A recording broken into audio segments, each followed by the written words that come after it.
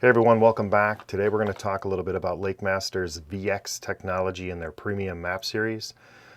This is some dynamite stuff, so come back and we'll talk about how that can help you be a better angler.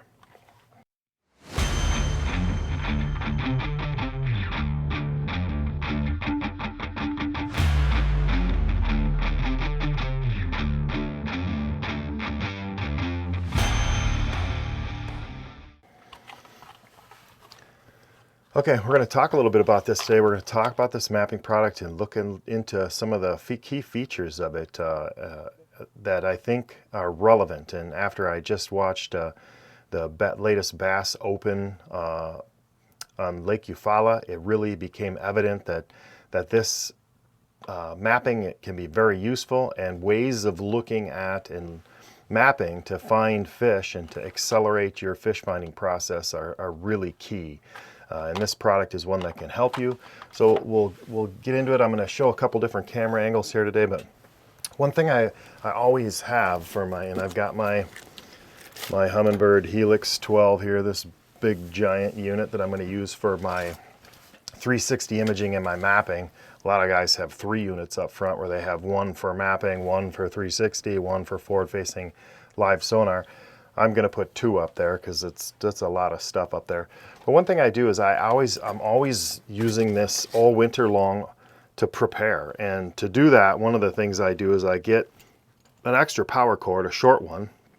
And with that extra power cord, there's the Humminbird power cord. It's part number 2104-2387-2384. And it fits the power for the Humminbird Helix units. And then we get the short one, and then I put the small terminal ends on it so that I can use a battery. And I just use my little ice fishing battery here, a little lithium ice fishing battery, and that will then help me power that unit up so that I can use that thing sitting on the couch while I'm watching a basketball game or a football game all winter long, or watching fishing. I can prepare and do pre-fishing essentially right on my Humminbird Helix unit. So I'll plug this power in. I don't have the plastic off of this sucker yet. I can't wait to use it. So I plug the power in, and now I'm going to give you guys a couple of different camera modes here. Try to balance this and give you 2 different views. Bear with me. Power this sucker on. Move this down a little so you can see. Okay, I'm powering this thing on. And we're going to talk a little bit. Menu for startup. We don't want the simulator. We're just going to put it into normal mode. And we'll exit, and we'll get to our main mapping screen.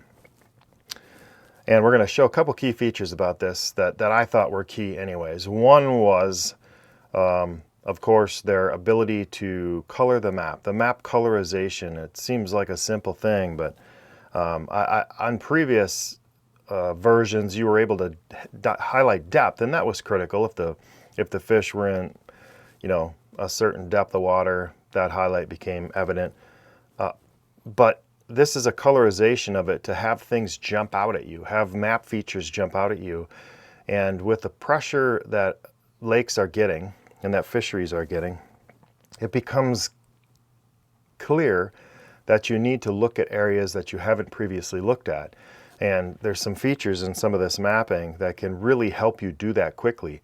And I talked about that open on Eufaula. There were 175 plus anglers in that open. Maybe 177, some number like that, way up there towards 200. And a lot of people struggled, and a few people did really well. And the few people that did really well got onto a pattern that some found very quickly, and they knew what to look for, and the mapping helped them find it. And you get on these big bodies of water, and being able to break the water down quickly is helpful. Even on smaller bodies of water that we fished all the time, some things are missed because maybe we don't pick up on it. So anyways, I'm going to get to a map view, and I'm going to, let's see here, I'll zoom out. I'll just go find a lake, and of course there's certain lakes that have the mapping and you can see they're highlighted. We'll go find a moderately sized one that I tournament fish fairly regularly. And we'll zoom in on that sucker. And I've already got the depth highlights on, and you'll see that. I can show you how to find that. I will just go over here into a part of the lake. I'll zoom in. And of course, you get the depth shading, and then you get the contour lines that correspond with it. But one of the things you can do, so I'll go to menu, and if you go here up, down, you can see the depth color palette, and there's about 4 or 5 different palettes in there, and one's got the water, the deeper water light, and the shallow water dark, and then you can flip it so the deeper water's dark and the shallow water's light. But in the first couple of them, there's a palette on there, a colored palette, and this one I like, and this one puts the deep water blue, and the shallow water is different colors of orange, brown, and yellow that really jump out at you. And they help me see features that you would otherwise, I think, miss if you didn't have that colorization. And I'll show you another advanced feature here that this thing's got that makes that really jump out even more.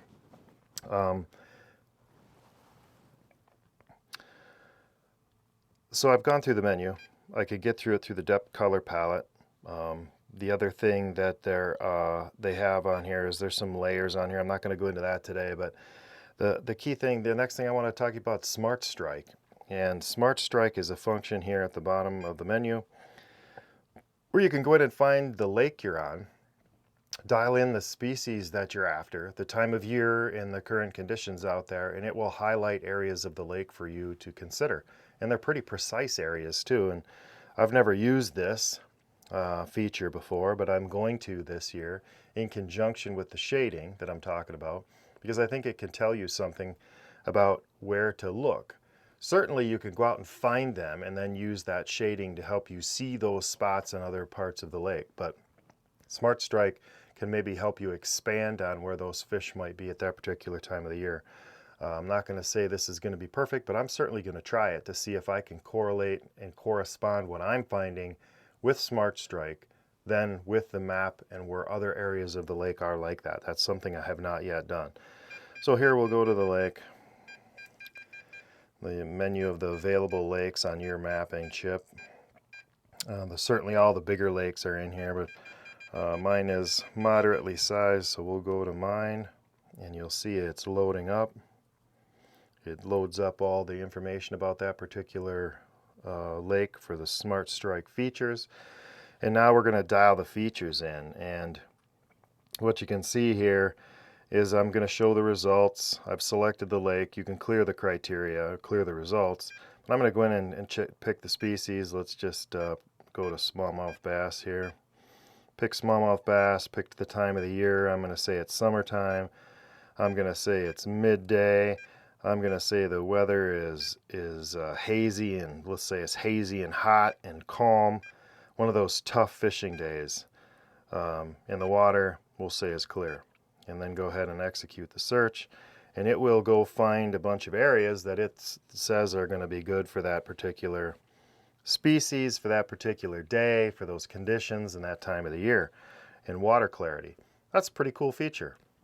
And so I've never used it.